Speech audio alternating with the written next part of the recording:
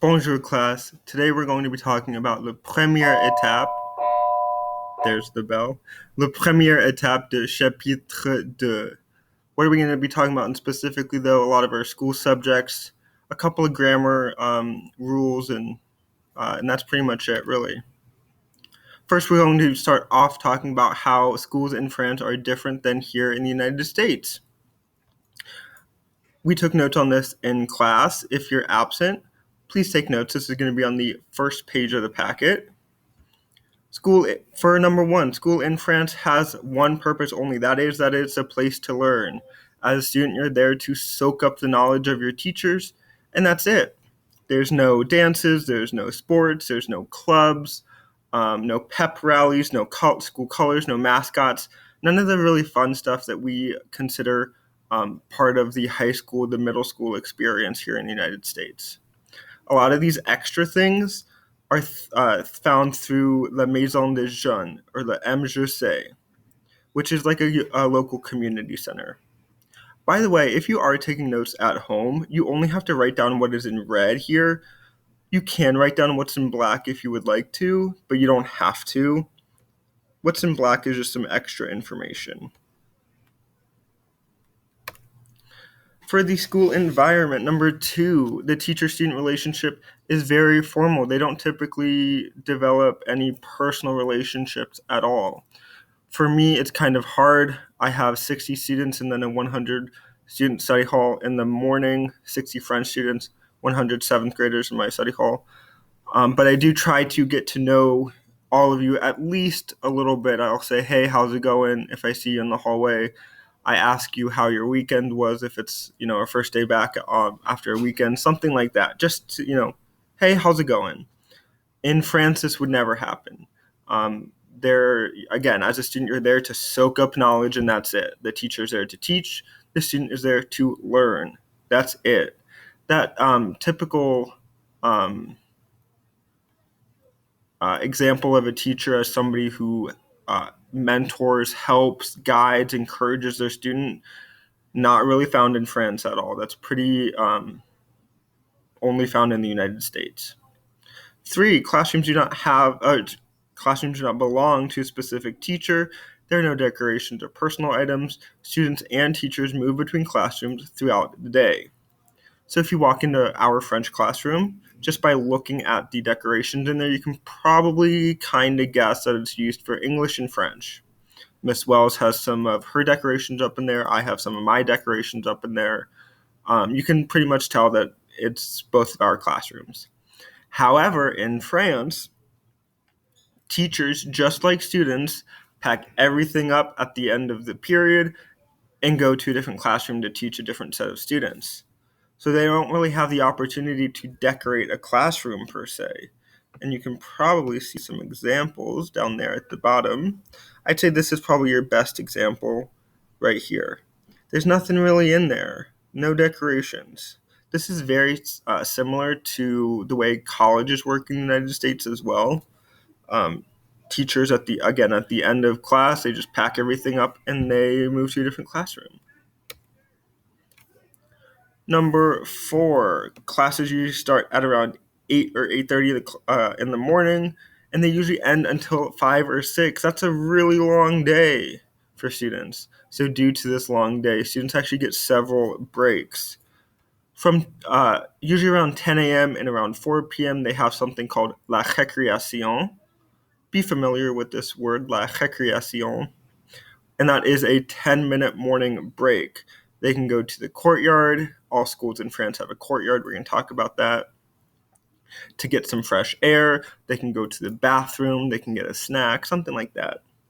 Students also get a 2-hour lunch, usually from noon to 2. That's a long lunch. You guys get about 20 minutes, not including your support time. They have 2 hours. So if the parents write into the school and give you permission, give the student permission, then that student is able to go home for lunch if they choose. They can go out to a cafe with friends. They don't have to stay at school for those 2 whole hours. More about the schedule. Each day is different from each other, but each Monday is the same, each Tuesday is the same, etc., etc. So here's our Monday. And Monday differs from Tuesday. However, week to week, every Monday is going to look the same. They're going to have the same classes in the same order at the same time. Every Tuesday, they're going to have the same classes in the same order at the same time. Wednesday, they're going to have the same classes in the same order at the same time. Again, this is very similar to the way colleges work here in the United States. Wednesday afternoon, you usually have it off. Friends get together, they study, they go do sports, they go to the MJC, etc., etc. And then on Saturday, sometimes they have morning classes, believe it or not. So let's go ahead and look at this example. Here's our Wednesday. We're going to learn the days of the week in the Deuxième I believe. And you can see that they get out at 12:15. Sortie. They have a whole free afternoon on Wednesday. And then here's our Saturdays. They have a little bit of a later start. They have math at 9 o'clock. They have phys ed from 10 to 11:15. And then they get out at 11:15. And then, of course, Sunday is free. Libre, free. For middle school, it is very different than the United States concept of middle school. Middle school in France is 6th to 9th grade. 9th grade is a huge deciding year for students. Their counselors, their teachers, their parents, and the students themselves get together and they discuss the students' abilities, their test scores, how well they're doing in school. Why? Well, because at the end of the 9th grade, at the end of middle school, it is decided whether the student is going to go to a vocational school or if they're going to go to a high school. Again, this is decided by the student's ability, not their desire. So I gave a couple examples in class. If little Johnny has really, really good math scores, the school is going to say, we're going to send him to school to study math. He can do whatever he wants with that math. He can do engineering, he can teach, he can do something else, but he has really good math scores. We're going to send him to school to do math. Little Johnny may not like to do math, but he has really good math scores, and that's really all that matters. About 60% students go to high school, and about 40% go to vocational or a trade school. For example, if you don't know what a vocational trade school is, for example, it's those who are suited more towards hands-on professions. For example, a baker, something in business management, agriculture, computer programming, something like that. If you're going to high school, it is decided which baccalaureate, another word to be familiar with, aka the bac, they will go for. Again, this is decided by the student's ability, not on their desires, not what they want to do. So what is the bac? Well, it's actually two things. First, it is the academic track that students will follow. This is very similar to a college major here in the United States, except you don't really get to choose which bac you go for. Basically, what classes does the student have to take to be able to do their job and do their job well? It is also the 2-week test at the end of high school or vocational school to graduate. So there are three main types of baccalaureate: le bac général, le bac professionnel, le bac technologique.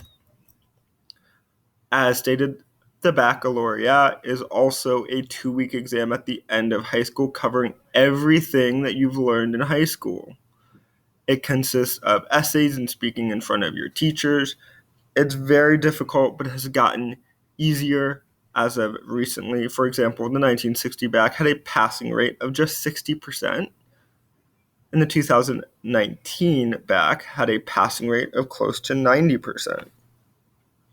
If you do not pass, you do not graduate from high school, so you must retake your senior year.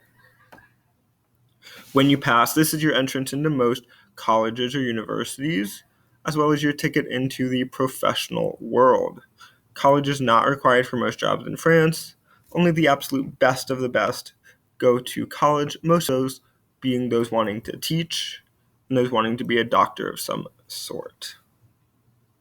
We watched this video in class. I would highly recommend that you watch this video to learn more about the back if you were absent. Very quickly, a little bit more about the back. Again, we have these three tracks: Le Bac Général, Le Bac Technologique, and Le Bac Professionnel. Le Bac Général is typically sought after for those wanting to go to college. Again, those teachers, those doctors. It used to have three filiae, or kind of sub-tracks: sciences, economics and social sciences, and literature. As of 2021, however, students will now pick one of 12 specialties right here for you. All students must still take core classes in French, philosophy, history and geography, languages, sciences, and sports. So they have to take these core classes, and they also have to take a separate exam at the end of their high school years over each one of these core classes. Le Bac Technologique is typically sought after for those wanting to pursue a career in labs, art and design, music, dance, hotels and restaurants, management, etc. It currently has 8 sections depending on your career. Again, which section you go for is not decided by you. It's decided by your school counselors, your parents, your teachers, etc. All students must still take core classes: French, philosophy, history and geography, languages, sciences, and sports. French is not a foreign language for the French. It's just like how you guys take English language arts, ELA. They take French. They do have foreign languages in France, and they usually end up learning 2, usually at the same time. Often it's English and another one, just because English is so widely spoken. And they usually start a lot younger than we do. Here in the United States, if you are exposed to a foreign language at all, it's usually in 8th grade, if not high school. In France, however, they usually start at the age of 3 or 4. And that's scientifically proven that the earlier you start learning a foreign language, the more easily you will learn it, the better suited you are to learn that language. So why we start so late here, I have no idea.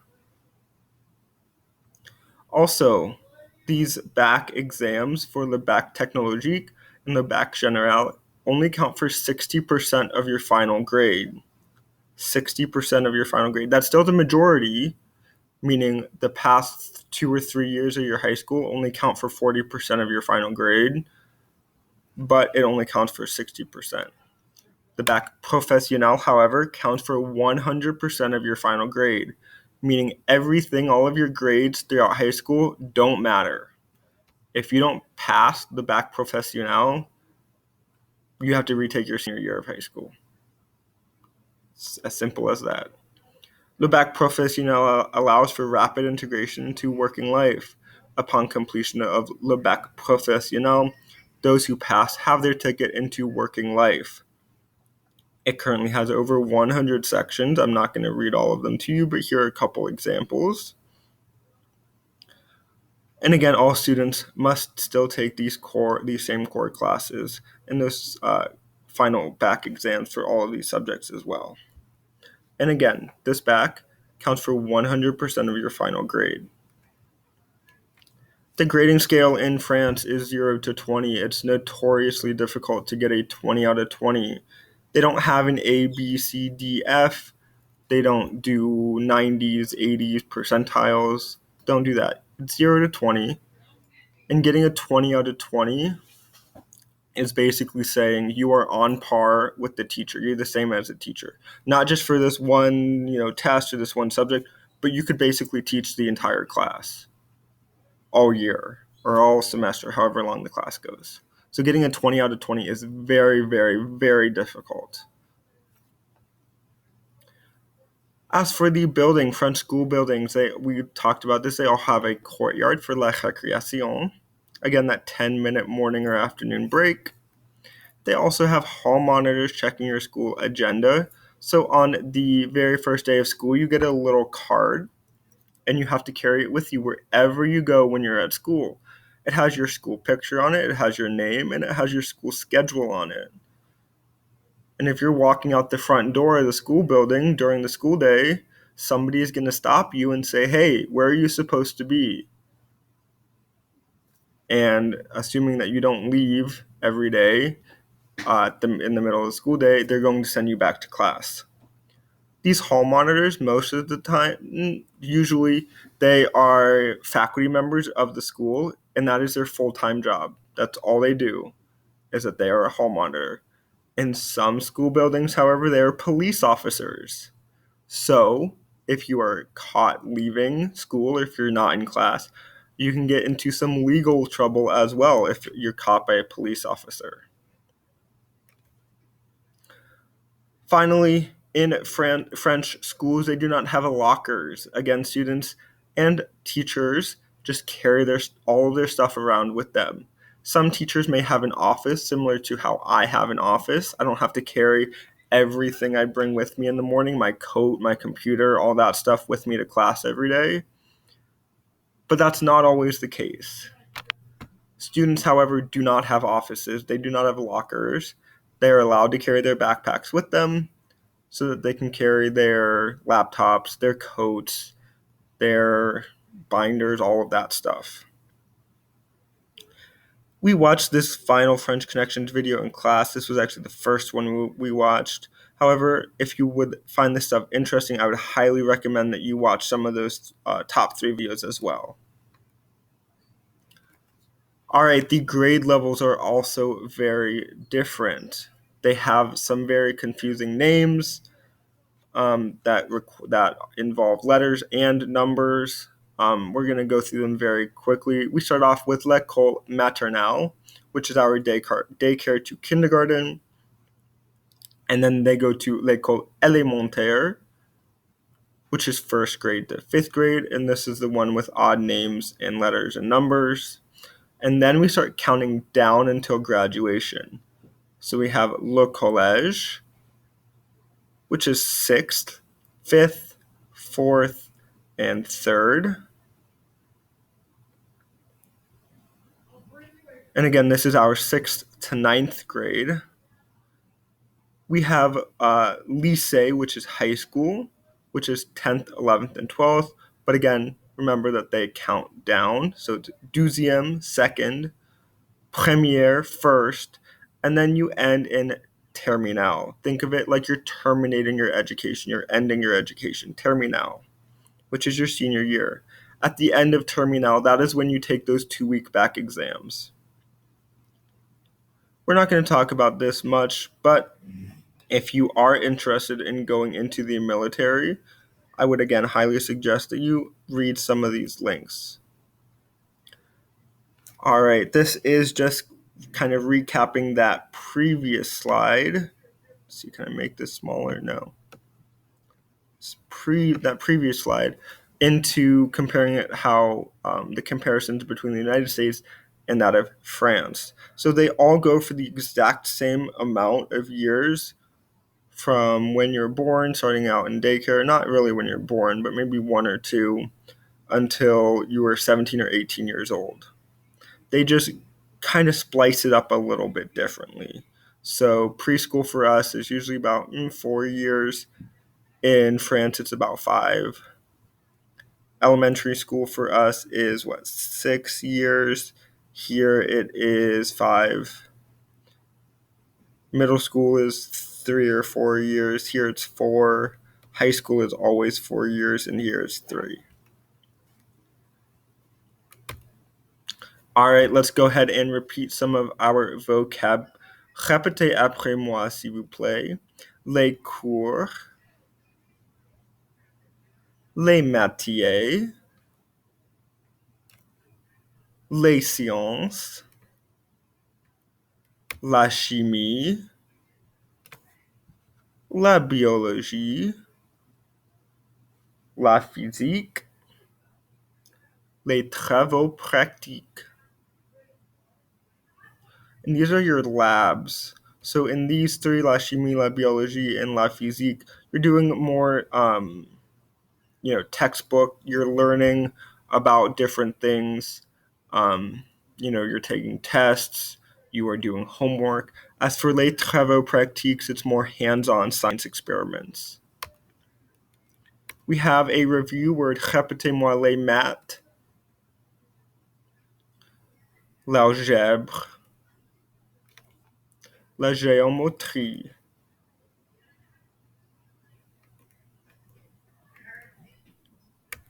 Then we have a random slide with a bunch of different random courses. Répétez-moi la géographie, l'histoire. Pay attention to that pronunciation. Répétez-moi l'histoire. L'informatique, which is your technology or your computer sciences class. La musique. La chorale. La danse. Les PS, which is your gym class. This stands for Éducation physique et sportive, so physical and sports education. You don't need to know that, just know les PS. We have les langues, répétez-moi les langues. Le français, l'anglais, le latin, l'espagnol, l'allemand. All right. Ooh. And there we go. Remember that in French, all of our languages are masculine and they remain lowercase. Répétez-moi les arts plastiques. Le DPS, which is your health class. And this stands for Développement Physique et Social, so physical and, Développement Personnel et Social, I think. So personal and social development course. You don't need to know that. Just know DPS is health. And then we have some review words again. Répétez-moi un élève, une élève, les devoirs. All right, last slide of vocab. Répétez-moi, moi aussi, pas moi, non, pas trop, moi non, moi si, moi non plus. All right, let's take some of those and let's start working on our grammar. So again, there are notes for this in your packet. We're going to do this in class, but if you're absent, please take these notes. These are a couple pages into the packet. You'll see it says responding to comments at the top. So responding to an affirmative statement. Remind me, what is an affirmative statement? I'll give you a second to think about it. An affirmative statement is a statement that does not have a ne pas sandwich. I have it right there for you. For example, j'aime la chimie. Je déteste les PS. I love chemistry. I hate phys ed. It doesn't have a not in there or a ne pas sandwich in French. Responding to them. We have a couple of different ways to respond. Répétez-moi, moi aussi. Pas moi. Moi, pas trop. Moi, non. No, I'm recording. It's fine. To respond to a negative statement, again, these statements have ne pas sandwiches in them. For example, je n'aime pas les maths. I don't like math. We have two ways to respond to them. Répétez-moi, moi non plus. Moi si. This may be a little bit confusing to you at first, and we're going to talk about this in class. We also have some homework about it. However, we do this naturally in English. If I said, I love chemistry, you would not respond, me neither. That makes no sense. So we do this naturally in English. We're just now translating them into French. If I said, I don't like math, you would not say, not me. That makes no sense. Makes no sense. All right, to answer an affirmative question. So now we're moving on from comments to questions. To answer an affirmative question, again, a question that does not have ne pas, we have two choices, oui or non. So yes or no. For example, tu as 16 ans? Are you 16 years old? Oui, j'ai 16 ans. Yes, I'm 16 years old. Or non, je n'ai pas 16 ans. No, I'm not 16 years old. Just like we would do it in English. However, when responding to a negative question, you have two choices, non or si. Non means the person asking the question is correct. For example, Marie n'étudie pas l'espagnol. Is Marie not studying Spanish? Non, elle n'étudie pas l'espagnol. No, she is not studying Spanish. So they asked a question and we're saying, yes, you were right. Marie is not studying Spanish. And we use non for that. We use si when the person asking the question is wrong. For example, as you know, if this helps you, you're wrong. The subject is doing the verb. Let's look at this example. Sophie ne regarde pas la télé. Sophie isn't watching TV. Si elle regarde la télé. You're wrong. She is watching TV. So they asked a question, and they're wrong. She is watching TV. And again, for those, we use si. And that is all that I have for you today. Sorry about that brief interruption. I hope this video helped you a lot. As always, you can always email me questions or comments if something is confusing to you, or ask a question in class. Au revoir, à bientôt.